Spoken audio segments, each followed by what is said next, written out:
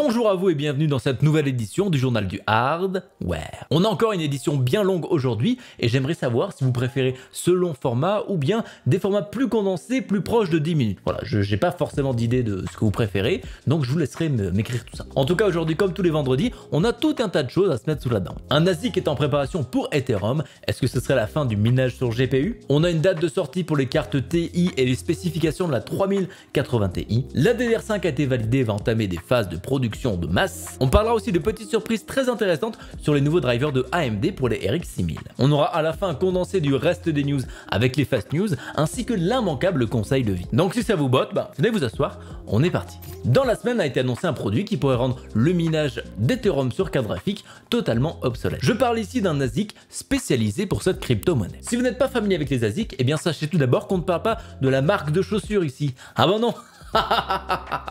Bon ok, je sors. Plus sérieusement, ce sont des machines dédiées à faire une et une seule tâche de la manière la plus efficace possible. Et dans le cas précis de cet ASIC là, on pourrait avoir une machine qui a l'équivalent d'une puissance de 32 3080. Mais c'est pas ce qu'il y a de plus intéressant parce qu'elle consomme aussi 3 fois moins d'électricité que son homologue à 32 cartes graphiques. Adieu, ça en fait des calculs. Il n'y a pas encore de prix affiché, mais si on compare avec des ASIC qu'on trouve sur le marché, ils se situent aux alentours des 13 à 15 000 euros. Bon là, vu le contexte actuel, ils se vendent certainement un peu plus cher et on pourrait voir celui-ci, je pense, à plus de 20 000 euros. Qui fait beaucoup d'argent, c'est clair, mais qui est beaucoup plus rentable que 32 3080 avec les cartes mères, les alimentations et tout ce qui va avec. Parce qu'un ASIC, c'est un bundle, donc il n'y a rien besoin d'autre. À part d'autres ASIC pour miner mieux, bien sûr. Donc c'est vraiment des machines qui sont concentrées autour de ça et ces machines, elles sont plutôt communes dans le monde de la crypto-monnaie parce qu'on en retrouve beaucoup, par exemple dans le Bitcoin. Et si on reprend un petit peu l'histoire du Bitcoin, eh bien elle n'est pas si loin de l'Ethereum comme on l'a aujourd'hui. Au début, la grande majorité du Bitcoin se minait sur des GPU. Et puis ensuite sont arrivés les ASIC,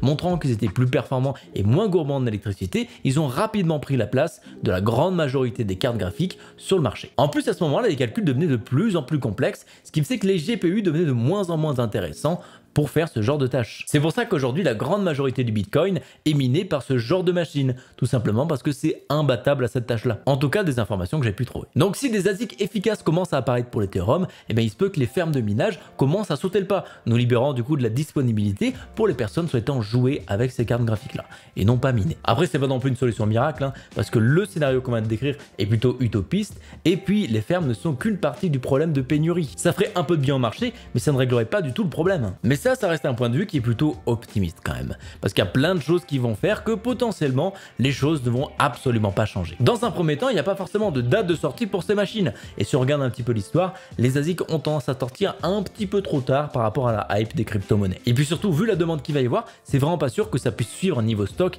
ni même production. Ce serait un petit peu le même problème que nous avec des cartes graphiques au final. Si on rajoute à ça que l'Ethereum devrait potentiellement changer de façon de fonctionner d'ici quelques mois, eh bien ça peut en refroidir certains d'acheter du tout nouveau matériel qui va potentiellement être inutile d'ici quelques mois. Et enfin, même s'il y a des ASIC sur le marché, est-ce que ça veut dire que les mineurs vont complètement arrêter les cartes graphiques? Eh bien je pense pas. Les deux vont pouvoir être utilisés conjointement, jusque l'un est plus efficace que l'autre, mais s'il y a la place pour les deux, eh bien il n'y a pas de raison de se séparer d'un des deux. Si l'Ethereum se stabilise, c'est un processus qui se fera certainement au fur et à mesure du temps, donc pas vraiment brutal et soudain, comme on l'espère un petit peu tous, histoire d'avoir une avalanche de cartes graphiques. Parce que là, la seule avalanche qu'on peut avoir, c'est sur le stock des PC prémontés. Et encore. Et puis comme on l'a dit juste avant, les fermes ne sont vraiment qu'un seul aspect de cette pénurie, surtout qu'on peut pas quantifier de manière réelle l'influence que ça a sur le marché actuellement. Ça se situe sûrement entre rien et tout, mais faut-il encore pouvoir placer le curseur? Donc pour moi, bien que cet ASIC appelé Antminer A9 est très prometteur d'un point de vue hardwareeux, qui a envie d'avoir des cartes graphiques, eh bien ce sera très certainement pas la solution qu'on attend. Surtout qu'en ce moment, les crypto-monnaies, même si certaines ont une légère tendance à la baisse, restent pratiquement toutes intéressantes et profitables. Donc on n'a pas vraiment de signe que ça va faire une descente en flèche rapidement. Ni même un jour d'ailleurs, parce que ça pourrait très bien se stabiliser. Désolé de détruire vos rêves, mais je préfère être réaliste plutôt que vous donner de fausses joies. En tout cas, c'est ce que je pense de mon côté et je ne demande qu'à avoir tort, parce que énormément de gens seraient très heureux de ça. On en sait un petit peu plus sur les dates de sortie de la 3070 Ti et la 3080 Ti. Après, est-ce que ça nous importe vraiment? Je ne sais pas, parce que relativement peu d'entre nous vont certainement pouvoir se procurer cette carte. En tout cas, les dates de sortie connues sont les suivantes. Le 25 mai, les cartes vont sortir et seront disponibles disponible à l'achat à 14h ou 15h, je me rappelle plus exactement, et 1 ou 2 jours avant, bien sûr, on aura les fameuses reviews de ces cartes qui vont sortir. En ce qui concerne la 3070 Ti, son lancement a été retardé à début juin, dans les 2 premières semaines de juin. On va du coup avoir très certainement 2 lancements dans un laps de temps très réduit. Pour tout ce qui est Founders Edition, on n'a pas vraiment d'informations là-dessus, mais en ce qui me concerne, ça m'étonnerait pas forcément qu'il y ait uniquement des versions custom, parce que potentiellement on va avoir peu de puces qui sont disponibles, et Nvidia aime bien faire plaisir à ses partenaires en ce moment. Mais ça voudrait dire aussi du coup, pas de carte au prix de référence pour nous. Ce qui est fortement dommage. Enfin bref, on aura très certainement les informations d'ici quelques semaines, ou en tout cas au moment des reviews, ou si on voit ce fameux Design Founder sortir et être en miniature des vidéos, ou est-ce que c'est uniquement de la carte custom. Donc réponse au plus tard dans un peu moins d'un mois. On a eu aussi un peu plus d'informations sur la spécification de la 3080 Ti. On en savait la grande majorité, mais on a eu quelques précisions à certains niveaux. Par rapport à ces spécifications, son positionnement n'a pas vraiment changé, ça reste une presque 3090, et rassurez-vous, la 3090 ne va pas disparaître du jour au lendemain. Elle est là pour rester et Nvidia va très certainement éviter de consommer sa propre gamme. Comme je disais pour les spécifications, on reste aux alentours d'une 3090, mis à part la mémoire et aussi un petit peu la fréquence. En effet, celle-ci est un petit peu plus basse, mais quand on dit un petit peu, c'est vraiment un petit peu, hein. On est là aux alentours des 30 MHz de moins pour cette carte, ce qui est rien du tout. Donc théoriquement, ça ne devrait pas impacter les performances plus que ça. Après la question c'est est-ce que Nvidia va limiter le comportement de boost, histoire qu'elle ne se rapproche pas trop d'une 3090. Ça on le sait pas vraiment, mais ce serait potentiellement à prévoir, un petit peu à la manière de la 1070 Ti à l'époque, où il fallait pas qu'elle monte trop haut en overclocking pour ne pas concurrencer la 1080. Sinon elle l'aurait rendue obsolète bien avant sa date d'obsolescence. Mystère et boule de gomme à ce niveau-là, on en sera plus au moment où les reviews vont commencer à sortir. Autre fait important sur cette carte, c'est qu'on a déjà des leaks en minage. La carte n'est même pas sortie, on n'a même pas d'autres benchmarks, mais on sait à peu près à combien va miner cette carte graphique. Et attention, ça ne veut pas dire que cette carte n'aura pas de limiteur, parce que c'était une version de test de cette carte, donc pas le produit fini. Pour des raisons de simplicité, c'est fort probable que ça n'ait pas été implémenté sur cette version de test. Mais par contre, c'est sûr et certain, ces cartes auront la nouvelle protection révisée de l'anti-minage. D'ailleurs, visiblement, ce limiteur et le resizable bar va être déployé sur toutes les RTX 3000, toutes gammes confondues, lors des prochaines sorties d'usine. Ce changement devrait donc arriver courant mai, donc si vous avez une 3080, 3070 et que vous n'avez toujours pas reçu votre commande, potentiellement, vous allez devoir avoir de la chance si vous voulez miner, parce que vous pouvez tomber sur une version qui sera Light Hash Rate. C'est d'ailleurs probable qu'à ce moment-là, il y ait une petite amélioration des stocks, tout simplement parce que Nvidia a potentiellement des petites puces qui attendent justement ce LHR, Light Hash Rate. Pour en revenir sur les performances de minage, on serait sur quelque chose qui minerait 119 MHz par seconde. Bien sûr, tout ça c'est après optimisation, mais ces chiffres sont plutôt gargantuesques, donc les mineurs ne passeront très certainement pas à côté de ça. Enfin ça, c'est si ce chiffre n'est pas sorti d'un chapeau. On n'est pas si loin du hash rate d'une 3090, mais on est quand même au-dessus avec une puce qui est censée être un peu moins bonne. Donc ça reste à vérifier. En tout cas, moi ce qui m'inquiète vachement, c'est que en ce moment, les leaks des cartes graphiques ne sont pas avec des benchmarks ou des choses comme ça, mais avec leur hash rate. Ça montre malheureusement un petit peu comment l'industrie s'est tournée ces derniers temps, ce qui fait le bonheur de certains, mais le malheur quand même de beaucoup de personnes. Et nous on peut pas trop essuyer nos larmes avec des billets malheureusement. L'ère de la DDR5 approche parce que 2 fabricants chinois ont passé les tests de validation et s'apprêtent à passer en production de masse. En effet, après avoir reçu leur contrôleur mémoire de Micron, ils ont pu assembler leur barrette et commencer à faire des tests de validation avec différents constructeurs de cartes mères tels que Asus, MSI, etc. etc. Et ça a l'air d'avoir plutôt bien fonctionné parce que tout marche correctement et le système boot sans problème. Cette étape de production est plutôt critique parce que les CPU qui vont prendre en charge ce type de mémoire, eh bien ils seront là d'ici quelques mois normalement. On pense d'ailleurs pour ça au CPU Alder Lake qui devrait sortir d'ici fin 2021, début 2022. Donc ça serait logique que la production de masse commence assez rapidement, histoire qu'ils soient confortables et que les marques aient le temps de définir leurs produits, leur gamme et effectuer tous leurs tests. En tout cas au niveau de chez Crucial qui est un autre gros fabricant de RAM,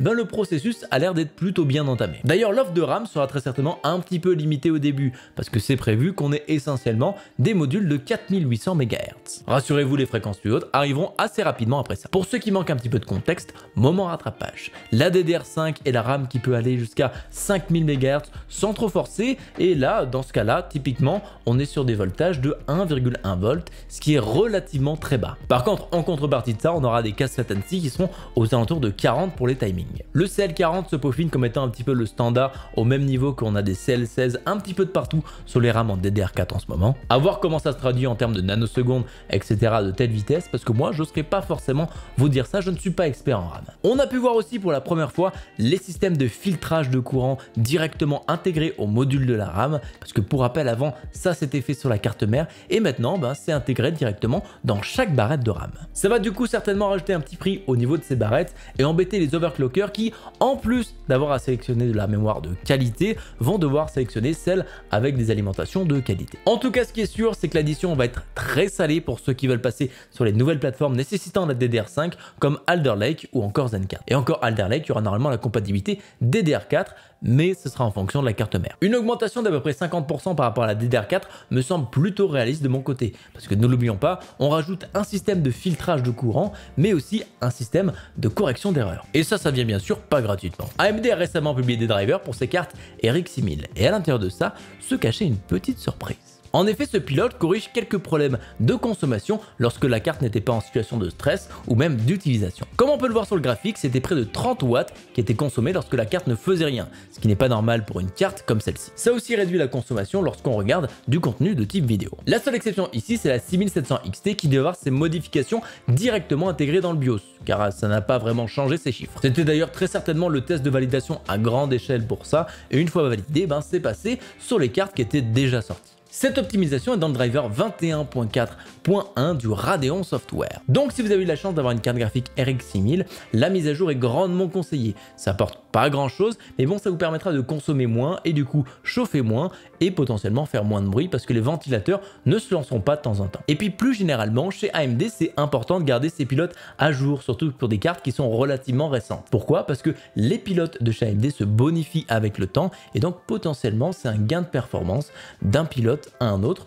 sur par exemple le temps d'une année. Donc ça coûte rien de mettre à jour de temps en temps pour profiter de quelques FPS en plus et des bugs en moins si l'équipe a bien travaillé. Après, si ça vous étonne que AMD n'a pas forcément communiqué sur une telle feature, et bien c'est simplement que même avec ces optimisations là, et bien les cartes sont toujours derrière celles de Nvidia dans ces situations là. Et donc publier comme quoi vous avez drastiquement réduit la consommation vaudrait quelques petits commentaires salés de certains de la communauté.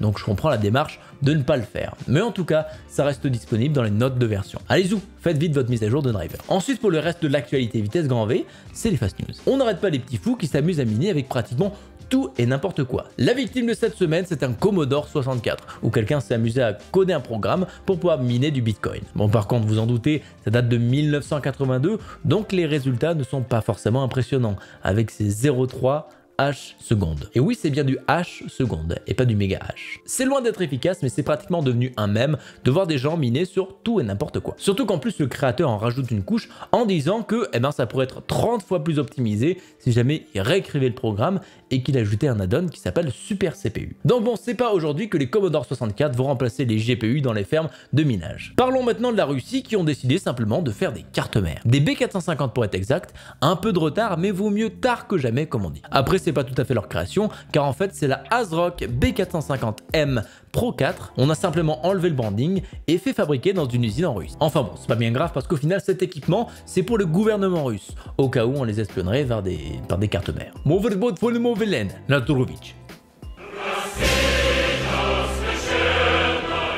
Un nouveau record d'overclocking a été pris cette semaine par l'overclocker Top PC, j'ai envie d'appeler Topec, je sais pas pourquoi, qui a réussi à pousser une barrette de DDR4 HyperX à 7200 MHz sur une Z590 équipée d'un 11900K. Par contre, les timings étaient de 58-63, mais c'est déjà ouf d'arriver à pousser ces barrettes à une telle puissance. Après, il va de soi de vous préciser que ces barrettes qui ont été utilisées, c'est pas des barrettes qu'on retrouve à 60 € sur les sites marchands. C'est des barrettes bien spéciales, bien optimisées pour ça. Vous avez faim? Eh bien, vous pourriez peut-être cuisiner sur votre processeur, histoire d'allier l'utile à l'agréable. En tout cas, c'est ce que cette personne a décidé de faire avec son 11900K. Un processeur qui chauffe beaucoup, donc autant en prendre parti. Après, c'était pas vraiment un succès parce que la tranche de lard, au bout de 3 heures, n'a toujours pas été cuite. Par contre, ça marche pour faire fondre du chocolat. Après, on va pas se mentir, c'est clairement pas la façon la plus efficace de faire une fontaine à chocolat DIY. Ça coûte quand même une pêche. On a quelques nouvelles des plans de AMD pour 2024. Il semblerait que sur ces APU Ryzen 8000 nommés Strix Point,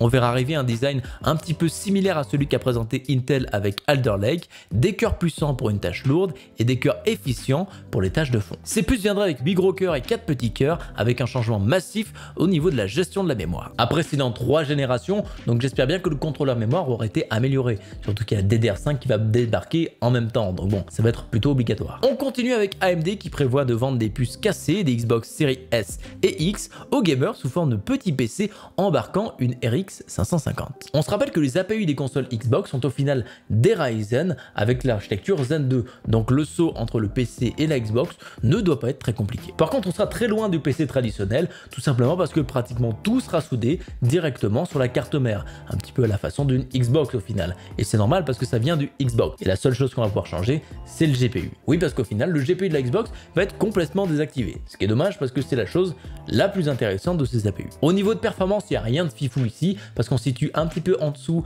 d'un i7 9700 ou encore d'un Ryzen 4750G. Donc pas vraiment d'intérêt à l'acheter, mis à part si c'est pas très cher et que vous n'avez pas besoin d'un gros GPU. Parce que je le rappelle, il y aura une RX 550 à l'intérieur. À ne pas confondre avec la 5500, parce que la 550, c'est la génération avant la 5500. Donc bon, si c'est pas cher, ça peut être suffisamment puissant pour convenir à beaucoup de monde. En tout cas, si c'est quelque chose d'abordable, c'est une bonne solution plutôt que de les jeter tout simplement. Encore une fois cette semaine, des news riches en news. Cette phrase n'a strictement aucun sens, mais bon, faut bien marquer les transitions comme on peut. Le conseil de vie de cette semaine: vous voulez brosser votre chien et votre chat, mais vous n'avez pas de brosse à disposition, prenez simplement votre CPU AMD et avec ces pins, vous allez pouvoir le brosser tranquillement pour qu'il ait un poil soyeux. Le pire, c'est que moi j'y pense en tant que troll, mais il y a certainement dû avoir des gens qui y ont pensé de manière sérieuse et ont dû le faire dans leur vie. Enfin bref, merci à vous d'avoir suivi l'émission et on se dit à très bientôt pour une prochaine. Ciao!